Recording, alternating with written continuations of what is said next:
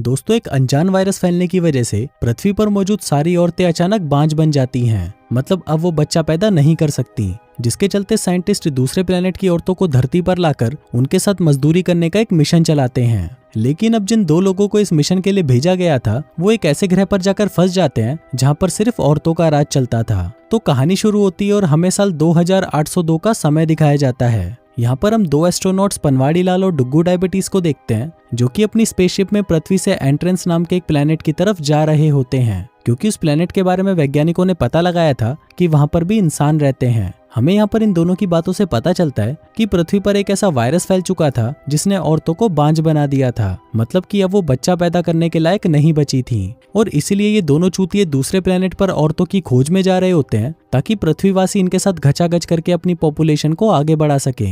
इन दोनों का मिशन था एंट्रेंस प्लेनेट पर लैंड करना और वहां पर रह रही औरतों का पता लगाना, ताकि वो उन्हें पटाकर पृथ्वी के ठरकी आदमियों के लिए उन्हें वहां पर ला सके। अब जब उनका स्पेसशिप एंट्रेंस प्लेनेट के ऑर्बिट में प्रवेश करता है, तो उस प्लेनेट की तेज ग्रेविटेशनल फोर्स के कारण उनके स्पेसशिप में कुछ खराबी आ जाती है। वो दोनों उस स्पेसशिप को कंट्रोल करने की बहुत कोशिश करते हैं, लेकिन वो ऐसा नहीं कर पाते, जिस वजह से उनका स्पेसशिप एंट्रेंस की सतह पर ही क्रैश हो जाता है। अब इस क्रैश में दोनों में से किसी की जान तो नहीं जाती, लेकिन डुग्गू डायबिटीज को थोड़ी चोट लग जाती है। अब इससे पहले कि अंदर का धुआं उन दोनों का दम गोड़ देता, पनवाड़ी लाल डुग्गू डायबिटीज को बाहर निकाल लेता है। इसके बाद हमें एंट्रेंस ग्रह का पूरा नजारा दिखाया जाता है, जो कि पूरी तरह एक बंजर ग्रह था। इसके बाद पनवाड़ी लाल डुग्गू डायबिटीज की चोट का इलाज करने लगता है, और वो उसे यहाँ पर एक भविष्य का इंजेक्शन देता है, जो कि डुग्गू डायबिटीज को पूरी तरह ठीक कर देता है।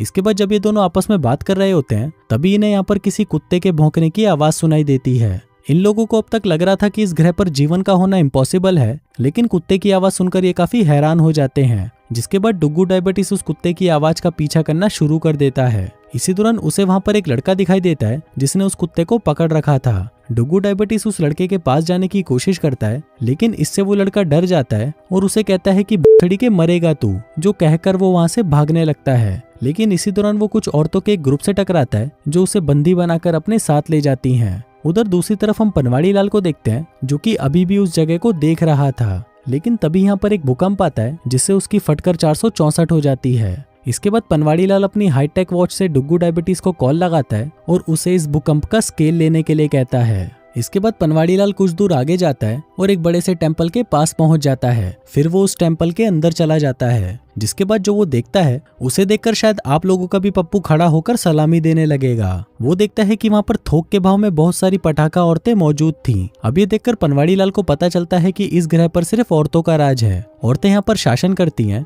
और आदमियों की जिंदगी यहाँ पर कुत्तों से भी बेकार है। उन्हें यहाँ पर गुलाम बनाकर रखा जाता है और उनके गोटों पर लठ मारकर उनसे काम करवाया जाता है। और इनमें से जो भी आदमी बड़े हथियार वाले होते हैं, उनका इस्तेमाल ये औरतें अपनी ठरक मिटाने और बच्चा पैदा करने के लिए करती हैं। अब मंदिर के अंदर हमें कुछ औरतों को दिखाया जाता है, जो कि अपने भगवान से प्रार्थना कर रही थी। तभी जमीन में से हम इनके भगवान को बाहर निकलता हुआ देखते हैं, जो कि एक बड़ा सा कोबरा होता है। इसके बाद हम इस ग्रह की रानी नहीं दूंगी को देखते हैं, जो कि देती तो सबको है, बस उसका नाम ही नहीं दूंगी है। हम देखते हैं कि नहीं दूंगी अपने ग्रुप के काम से खुश नहीं थी, क्योंकि उसकी एक सदस्य ने अपनी झांटों में आग लगा दी थी, जिसको देखकर बाकी सभी सदस्यों ने भी अपनी झांटों में आग लगा डाली। फिर इसके कुछ देर बाद कुछ औरतें उसी लड़के को इस रूम में लेकर आती हैं, जिसे इन्होंने कुछ देर पहले बाहर पकड़ा था। अब ये देखकर पनवाड़ी लाल की फटी पड़ी थी, लेकिन फिर भी वो वहीं रुककर इनके रिचुअल्स को देखने लगता है। तभी रानी की सेनापति बेदर्दी ऐलान करती है कि इस लड़के को हमारे भगवान नागू देवता को बलिदान में दे दिया जाए। अब ये बात सुनकर उस लड़के की बहन, जिसका नाम छतरी वाली होता है, वो यहाँ पर नहीं दूंगी और उसके ग्रुप की औरतों से लड़ने लगती है। यहाँ पर हमें ये भी पता चलता है कि इस टेम्पल की औरतें 2 ग्रुप में बटी हुई हैं, जिसमें पहले वो होती हैं जो बेदर्दी के लिए काम करती हैं और दूसरी वो होती हैं जो नहीं दूंगी यानी महारानी के लिए काम करती हैं। अब छतरी वाली अकेली यहाँ पर अपने भाई के लिए लड़ रही होती है, जिस दौरान नागू देवता भी यहाँ पर इन पर हमला कर देता है और ग्रुप की एक औरत को निगल जाता है। अब बेदर्दी इससे काफी गुस्सा हो जाती है और वो अपने ग्रुप की औरतों से छतरी वाली को पकड़ने के लिए कहती हैं, लेकिन यहाँ पर नहीं दूंगी उसे रोक देती है और कहती है कि ये तो सिर्फ उसका सेल्फ डिफेंस था। इस पर बेदर्दी कहती है कि छड़ी की कौन सा सेल्फ डिफेंस, मुझे वो छतरी वाली अभी दे दे, नहीं तो मैं तेरी गुफा में आग लगा दूंगी। अभी दोनों छिनाले यहाँ पर आपस में बहस करने लगती हैं, लेकिन वही पनवाड़ी लाल जो एक कोने में छुपा ये सब देख रहा था, अचानक उसे उसके दोस्त की कॉल आ जाती है। तभी ये सारी औरतें पनवाड़ी लाल को देख लेती हैं, जिसके बाद बेदर्दी अपनी औरतों को पनवाड़ी लाल को पकड़ने का आदेश दे देती है। लेकिन तभी यहाँ पर पनवाड़ी लाल अपनी दिवाली वाली बंदूक का इस्तेमाल करते हुए यहाँ से भागने की कोशिश करता है।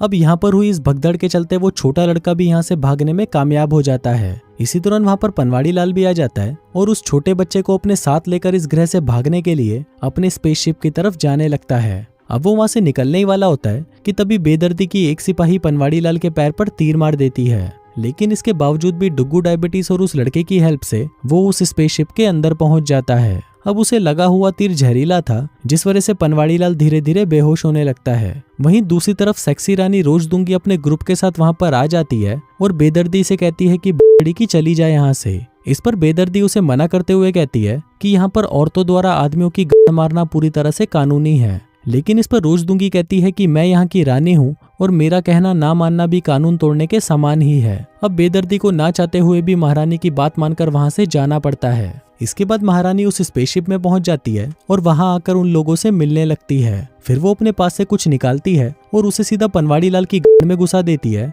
जिससे पनवाड़ी लाल की जान बच जाती है। तभी सीन यहाँ पर शिफ्ट होता है और हम पनवाड़ी लाल और डुग्गू डायबिटीज को देखते हैं, जो कि महारानी के महल में सोकर उठते हैं। तभी डुग्गू डायबिटीज पनवाड़ी लाल से कहता है कि मुझे गुप्त सूत्रों से पता चला है कि ये ग्रह मर रहा है और इस ग्रह पर इतने भूकंप आने वाले हैं कि अब इस ग्रह के पास सिर्फ 2 ही महीने बचे हैं, जिसके बाद ये ग्रह पूरी तरह से खत्म हो जाएगा। इसके बाद पनवाड़ी लाल को पूछताछ के लिए महारानी रोज दूंगी के पास लाया जाता है। फिर वो यहाँ पर महारानी को अपने बारे में बताता है और कहता है कि मैं पृथ्वी ग्रह से हूँ। वो महारानी को बताता है कि आपके ग्रह के लोग भी पृथ्वी ग्रह के ही वंशज हैं। वो कहता है कि लगभग 1000 साल पहले कुछ लोगों को एक भांग भोसड़े के लिए इस ग्रह पर भेजा गया था। अब उन चूतियों ने लगभग 100 सालों तक तो अपने कामों की जानकारी पृथ्वी पर दी, लेकिन फिर इसके बाद उन लोगों को लगा कि यहीं पर रहना बेस्ट है, बस खाओ पियो और मजदूरी करो, जिस वजह से यहाँ की पॉपुलेशन बढ़ती चली गई। अब उसकी ये कहानी सुनकर महारानी रोज दूंगी काफी हैरान हो जाती है, लेकिन महारानी को फिर भी पनवाड़ी लाल की बातों पर विश्वास हो जाता है, क्योंकि महारानी के पूर्वजों ने भी उन्हें पृथ्वी ग्रह के बारे में यही बताया था।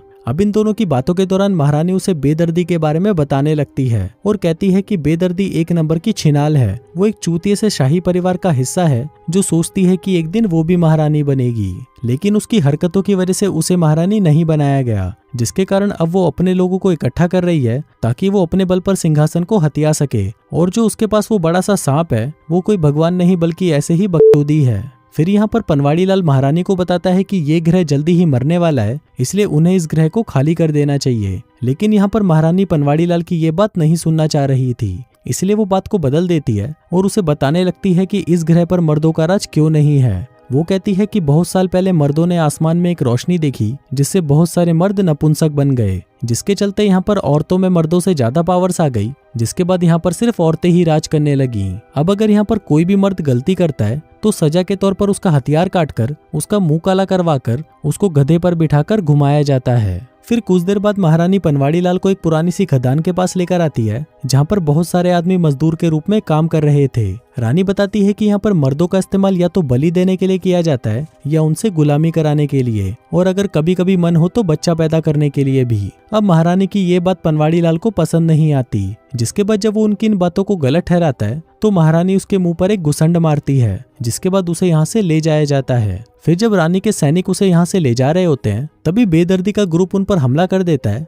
और वो लोग महारानी के सभी सैनिकों को मार देते हैं और इस घमासान लड़ाई में छतरी वाली भी मारी जाती है। इसके बाद पनवाड़ी लाल को बेदर्दी के पास ले जाया जाता है, जहां बेदर्दी उसे अपने ग्रुप में ज्वाइन होने के लिए कहती है, लेकिन पनवाड़ी लाल उसे साफ मना कर देता है। अभी सुनने के बाद बेदर्दी पनवाड़ी लाल पर हमला कर देती है और इससे पहले कि वो उसे जान से मारती, वहां पर महारानी डुग्गू डायबिटीज और उनके कुछ साथी पहुंच जाते हैं। अब यहाँ पर बेदर्दी रानी से भी लड़ने की कोशिश करती है, लेकिन तभी महारानी उसके मुंह पर एक जोर का घुसंड पिलाती है, जिससे बेदर्दी वहीं पर बेहोश हो जाती है। जिसके बाद ये लोग यहाँ की सुरंगों से होते हुए यहाँ से बाहर निकलने लगते हैं। तभी डुग्गू डायबिटीज पनवाड़ी लाल से कहता है कि अब हमारे पास पहले की बजाय और भी कम टाइम बचा है, इसलिए अब हमें जल्दी से जल्दी इस प्लेनेट से निकलना होगा। अब उनकी ये बातें महारानी रोज दूंगी भी सुन रही होती है, जिसके बाद वो अपने गले का एक लॉकेट निकालती है, जिसके अंदर एक बहुत ही खास पदार्थ होता है। महारानी कहती है कि ये पदार्थ उसी जगह का है जहाँ पर 1000 साल पहले वो स्पेसशिप लैंड हुआ था। अब ये बात सुनकर वो दोनों खुश हो जाते हैं, क्योंकि अगर किसी तरह वो लोग वहां पर पहुंच गए और उनके पुराने जहाज को फिर से शुरू कर लिया